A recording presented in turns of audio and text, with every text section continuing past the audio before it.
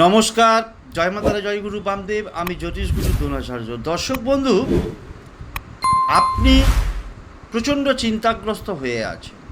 কেন? আপনার কাছে অর্থ নেই, পর্যাপ্ত অর্থ নেই, উল্টে আপনি প্রচুর পরিমাণে দেনা করে ফেলেছেন। কিন্তু আজকে এমন একটা টোটকা আমি আপনাদের হাতে তুলে দিচ্ছি, যেটা করলে অবশ্যই রাতারাতি আপনি কিন্তু ধনী ব্যক্তি হয়ে উঠবেন। কি করবেন? যে কোনো বৃহস্পতিবার অথবা শুক্রবার একটি তেজপাতা নেবেন।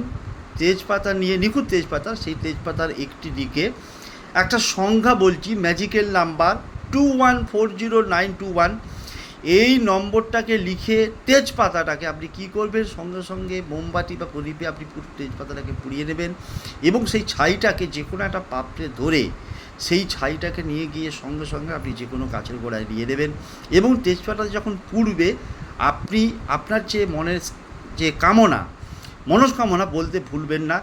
এইভাবে 4 থেকে 5টা বৃহস্পতিবার অথবা শুক্রবারে এই ক্রিয়াটা করুন।